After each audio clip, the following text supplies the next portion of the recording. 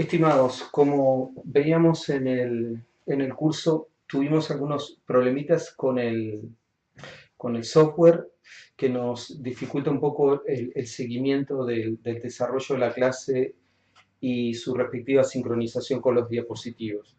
Aquí le hemos estado enviando algunos ajustes, sobre todo de componentes que nos resultan críticos para comprender aspectos que son claves en el funcionamiento de los sistemas acuáticos y que obviamente van a ser objeto de preguntas en el parcial.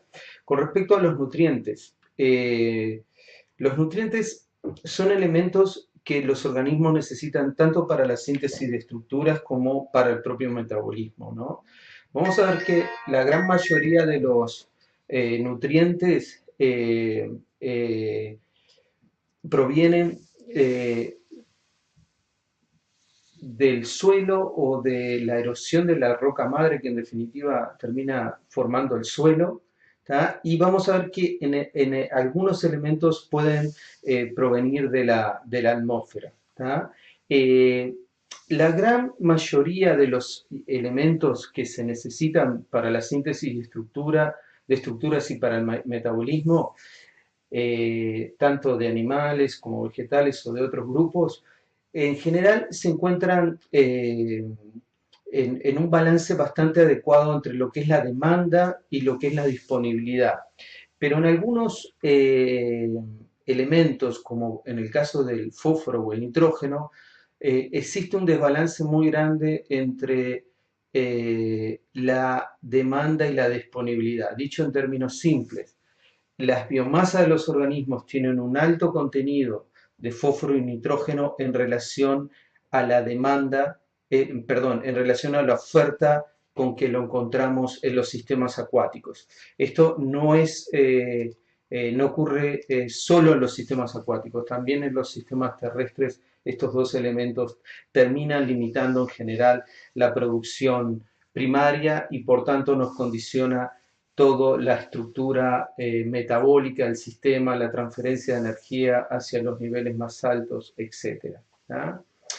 Eh, el fósforo, muchachos, es un nutriente que es incorporado por los organismos como ortofosfato, lo que aquí aparece como PO4 con 3 cargas negativas. Eh, esa es la forma con que el fósforo es asimilado. ¿Tá? Y vamos a ver que este es uno de los componentes en que podemos encontrar el fósforo en la columna de agua. Cuando estamos hablando de ortofosfato, lo que estamos hablando es de las formas inorgánicas disueltas del fósforo. ¿Tá? Pero como ya se imaginarán, el fósforo en el agua no solo lo vamos a encontrar como fósforo inorgánico disuelto o ortofosfato, sino que vamos a ver que hay formas orgánicas, hay formas que están disueltas y hay otras que están particuladas. Por ejemplo, cuando estamos analizando la concentración de fósforo de todas las formas particuladas y de todas las formas disueltas, hablamos de fósforo total. ¿Tá? Luego vamos a entrar más en detalle en los distintos, digamos, conjuntos que involucra el ciclo del fósforo. ¿Tá? Lo importante es que cuando estamos hablando del ciclo del fósforo, estamos hablando de un ciclo donde las entradas de nutrientes están asociados a la escorrentía superficial o subterránea de la cuenca de drenaje. A diferencia del nitrógeno, el ciclo del fósforo no tiene un componente atmosférico. ¿Tá? O sea, todo el fósforo va a provenir por la escorrentía superficial o subterránea y puede tener diferentes orígenes, naturales o de origen antrópico, como puede ser el uso de fertilizantes o el vertido de fluentes domésticos. ¿Tá? En la parte inferior de este diapositivo, ustedes lo que pueden encontrar es una escala donde estamos hablando siempre en términos de fósforo total, es decir, todo lo que está particulado y disuelto en la columna de agua, independientemente si es inorgánico o es orgánico, ¿tá? Y es una escalita que va de 0 a 1000 microgramos por litro, lo que podría simplificarse como de 0 a 1 miligramo por litro, ¿tá? Y aquí tenemos el rango de lagos con muy bajo contenido de nutrientes y por tanto de productividad, que llamamos oligotróficos, lagos con un rango intermedio de nutrientes y de productividad, y lagos con un rango de nutrientes y de productividad alta, que son hipereutróficos, ¿tá? Para que tengan una idea, Laguna del Sauce es un sistema que generalmente se encuentra, tiene un promedio de fósforo total de 100 microgramos por litro, es decir, es muy productivo, ¿no? Laguna del Diario, por ejemplo, está en un rango de 80 microgramos por litro, ¿tá? Cuando estamos hablando del nitrógeno, ¿tá? El nitrógeno puede ser aportado por las correntías superficial o subterránea, al igual que el fósforo puede provenir del suelo, de la roca madre, eh, o puede tener también un origen antrópico, por ejemplo, fertilizantes, vertidos de efluentes domésticos. Pero además el nitrógeno tiene un componente gaseoso que es muy importante y que puede entrar en el ciclo y en el metabolismo de un ecosistema acuático. En ese sentido, fíjense que el nitrógeno, a diferencia del fósforo, puede ser asimilado, ¿tá? Por los organismos, por los productores primarios, de diferentes formas. Por ejemplo, puede ser eh, eh, incorporado como nitrógeno gaseoso, por ejemplo, algunos componentes de cianobacterias, ¿tá? Al igual que las leguminosas en los ecosistemas terrestres, puede ser asimilado como nitrato o como amonio, ¿tá? Entonces aquí ya tenemos una gran diferencia con el ciclo del fósforo, es decir, existen al menos tres formatos en que el nitrógeno puede ser incorporado en el metabolismo del sistema, o puede ser asimilado por los productores primarios, ¿tá? Al igual que en el diapositivo anterior, aquí estamos viendo una escala con la concentración de nitrógeno total, en este caso va de 0 a 5000 microgramos por litro, ¿tá? Y esto incluye todas las formas de nitrógeno que vamos a encontrar en el agua, tanto totales como disueltos, ¿tá? Para que tengan una idea, para tomar ejemplos, en el caso del lago de Laguna del Sauce, hay momentos que tiene valores cercanos a 100 o 200 microgramos por litro y hay momentos que se acercan a 1500 o 1200 microgramos por litro, es decir, hay una variabilidad muy grande y eso está asociado justamente con la actividad biológica, concretamente la fijación de nitrógeno por cianobacterias. Luego vamos a estar analizando en detalle esta parte. Un aspecto importante que cuando empezamos a analizar la dinámica de nutrientes, aspecto que ya hemos eh, analizado con anterioridad, es que aquellos lagos que se estratifican o que son lagos al mismo tiempo muy profundos, tenemos que tener en cuenta que en esos sistemas puede haber una pérdida de nutrientes en profundidad, es decir, pueden ser asimilados en el sedimento y no necesariamente van a retornar a la columna de agua. Obviamente, cuanto más profundos son estos sistemas, mayor es el porcentaje de pérdida en profundidad, ¿tá? Esa característica, como ustedes ya se imaginarán, no está presente en los lagos poco profundos, ¿tá? Donde básicamente las zonas de producción y las zonas de descomposición están totalmente acopladas porque básicamente están ocupando la casi totalidad de la columna de agua ambos procesos o están totalmente superpuestos para ser más precisos, ¿tá? Esto no se explica, entre otras cosas, porque los lagos poco profundos tienden a ser más productivos que los lagos más profundos, o también nos explica por qué los lagos poco profundos tienden a ser mucho más susceptibles a los procesos de aporte de nutrientes por la fertilización o por los vertidos de fluente doméstico que los lagos profundos. ¿Tá? Es decir, tiene que ver con la pérdida en profundidad y el acoplamiento entre los procesos de producción y descomposición. ¿Tá?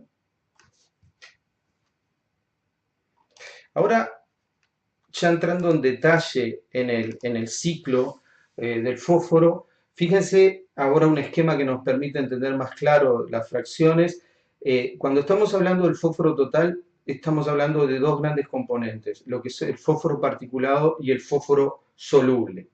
Dentro del fósforo soluble tenemos fósforo reactivo soluble, dentro de los cuales se encuentra el ortofosfato, y fósforo soluble no reactivo. ¿Tá? Es decir, es una fracción que no la podemos cuantificar por los métodos que utilizamos espectrofotométricos. ¿Tá?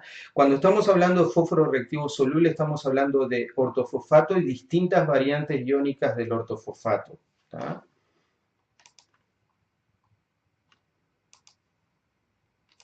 Justamente en este diapositivo ustedes pueden ver las distintas variantes iónicas del ortofosfato, todas las cuales reaccionan en los métodos espectrofotométricos que utilizamos y por eso es más correcto hablar de fósforo reactivo soluble. ¿Tá?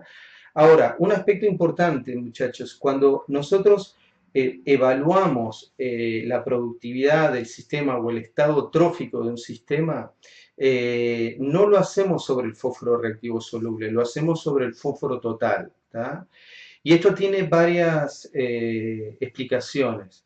Primero es que cuando cuantificamos el fósforo total estamos teniendo en cuenta no solo lo que está disponible en la columna de agua, sino el fósforo que está, por ejemplo, secuestrado en la biomasa del fitoplancton, del zooplancton y el resto de los componentes. ¿Tá?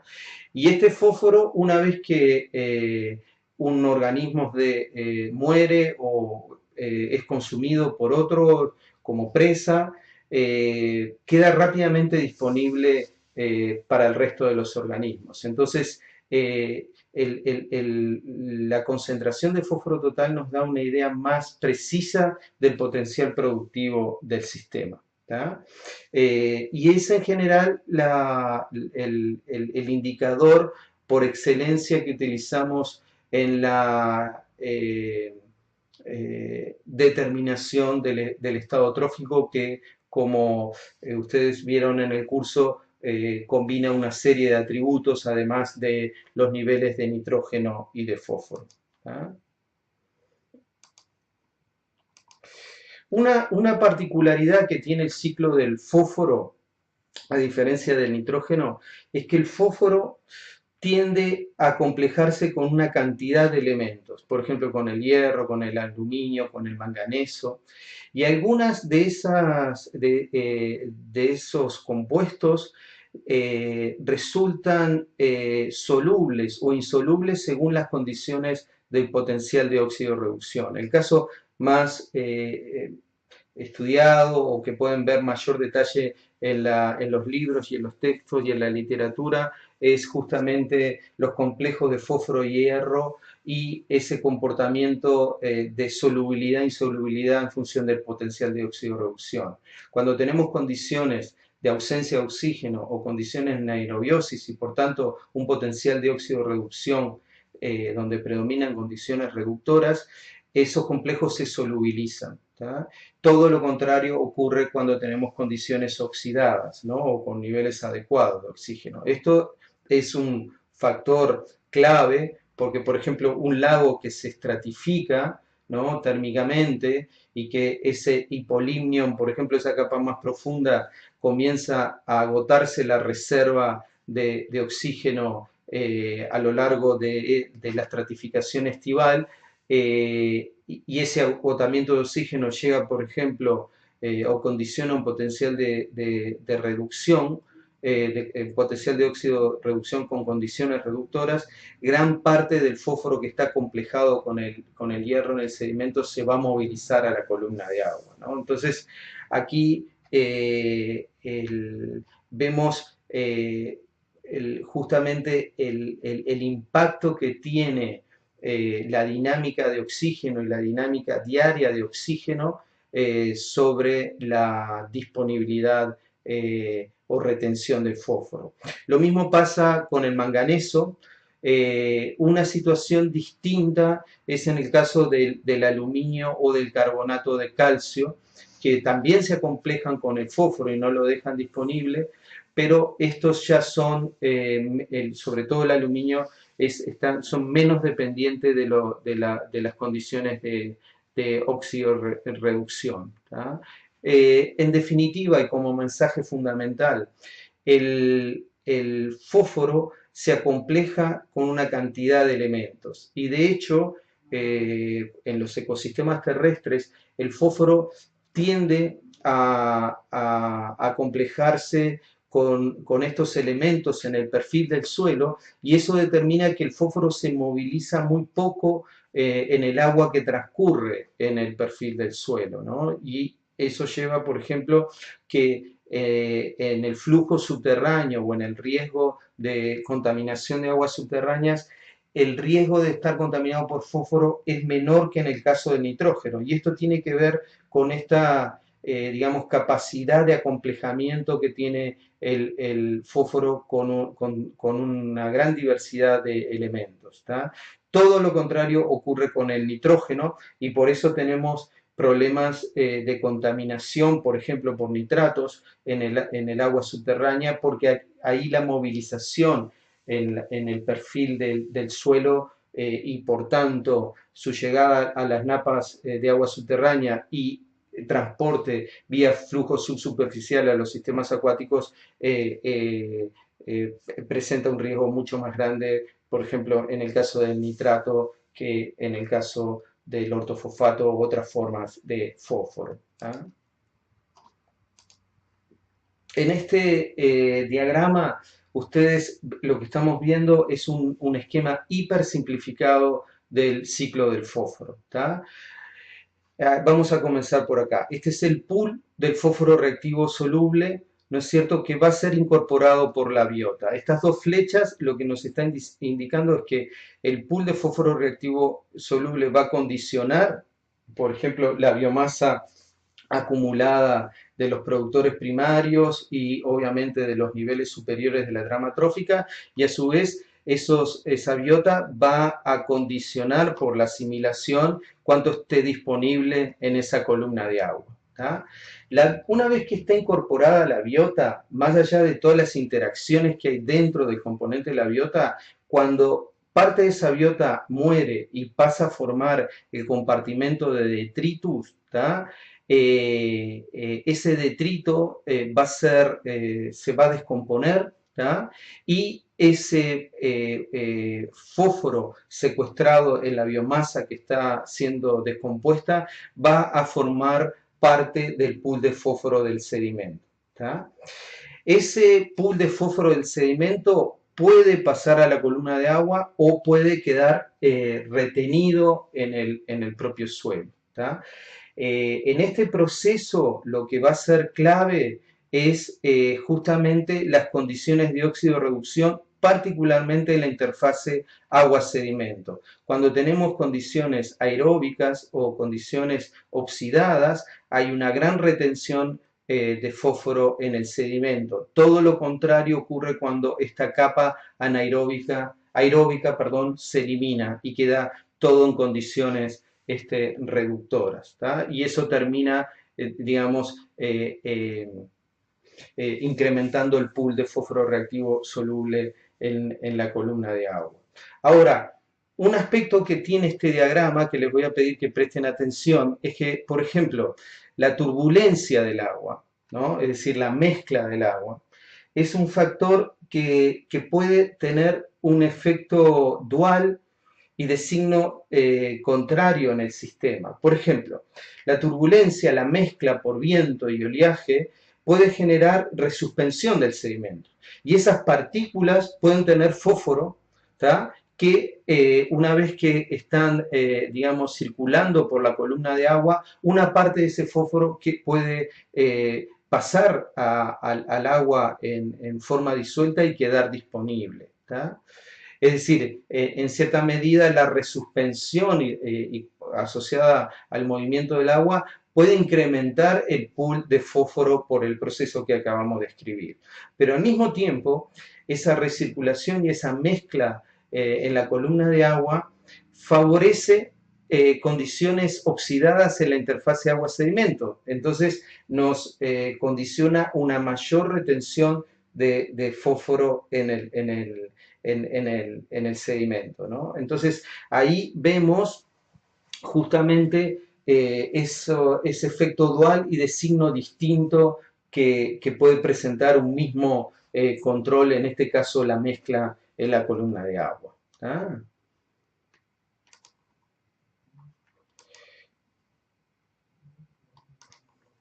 La, en el ciclo nitrógeno, entonces, a diferencia del fósforo, no se olviden, además de tener los elementos disueltos, inorgánicos, con los que pueden ser incorporados por los organismos y por los productores primarios, tenemos una reserva en la atmósfera de nitrógeno gaseoso. Y hay un componente importante de los productores primarios, concretamente muchas especies de cianobacterias, no todas, que pueden incorporar el nitrógeno gaseoso. ¿Ah? Ahora, el ciclo del nitrógeno es más complejo. Acá obviamente lo tenemos recontra simplificado en este diagrama, pero vamos a empezar por aquí, por ese pool de nitrógeno disponible, que ya sabemos que involucra formas reducidas, formas oxidadas, como el nitrato y el amonio.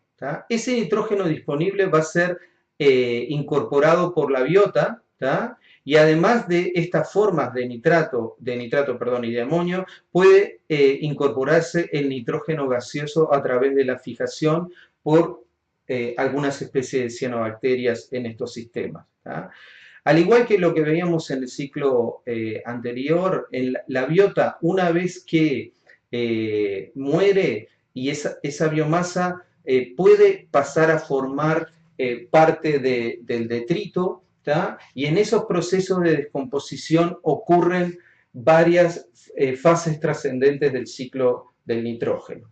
El primero de ellos es lo que denominamos la amonificación, que es el pasaje del nitrógeno de la materia orgánica a el pool de amonio. Este proceso de amonificación ocurre en distintas condiciones. Puede ocurrir en condiciones reducidas como en condiciones aeróbicas.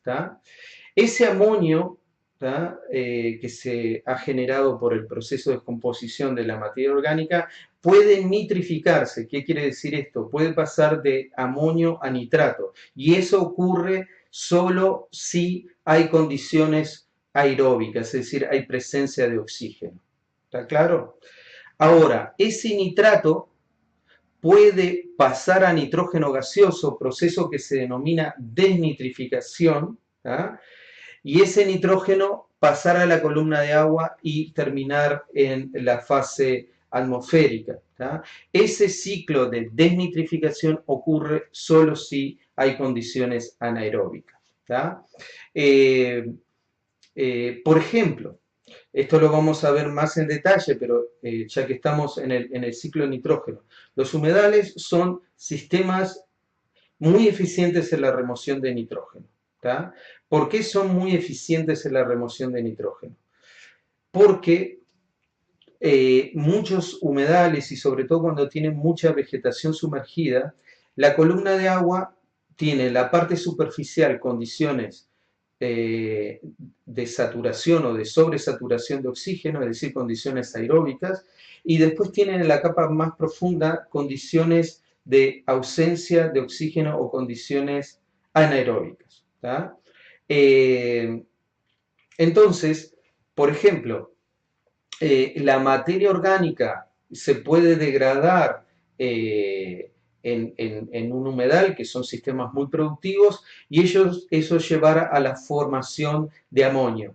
El amonio en los compartimentos que están oxigenados se puede nitrificar, ¿tá? Y a su vez ese nitrato en los compartimentos en ausencia de oxígeno, que es básicamente gran parte de la columna de agua, pero con certeza en la interfase agua-sedimento, en el caso de los humedales, pasa a nitrógeno gaseoso porque tenemos condiciones ahí de ausencia de oxígeno, ¿no? Entonces, en definitiva, en un humedal se dan todas las fases de un ciclo completo de nitrógeno que nos lleva a la formación de nitrógeno gaseoso. ¿Ah?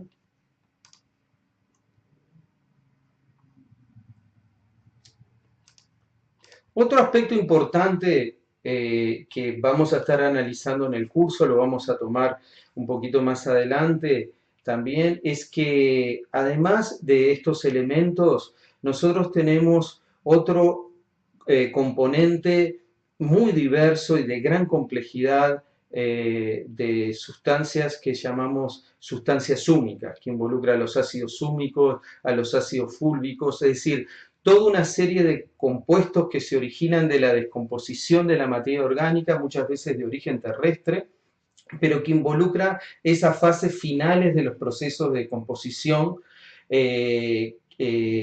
ya productos difíciles de degradar que muchas veces denominamos refractarios. Este pool de sustancias húmicas que generalmente le da al agua ese color amarillento o rojizo, ya hemos visto a lo largo del curso que tiene un papel importantísimo. Por ejemplo, en la disponibilidad de luz en la columna de agua, las sustancias húmicas tienen una capacidad de extinción de la luz en la columna de agua muy grande, ¿tá? Además son compuestos muy complejos que tienen carga y pueden estar acomplejando una cantidad de compuestos como por ejemplo el ortofosfato o por ejemplo residuos de plaguicidas, etcétera, y eso termina condicionando el metabolismo del sistema. Por ejemplo, el acomplejamiento con el fósforo lo que hace es generar una menor disponibilidad de fósforo en la columna de agua. Eh, Esto lo vamos a estar analizando más en detalle en las próximas clases. Vamos a dejar por aquí este sector de la grabación en clase había quedado desfasado y podía generar algunos problemitas en la comprensión, así que les recomiendo que primero deténganse en este archivo y con mucho gusto vayan entusiasmados, sobre todo vayan la grabación de la clase, que obviamente tiene todos los aportes sumamente valiosos de sus preguntas y discusión de casos locales y demás. Hasta muy prontito.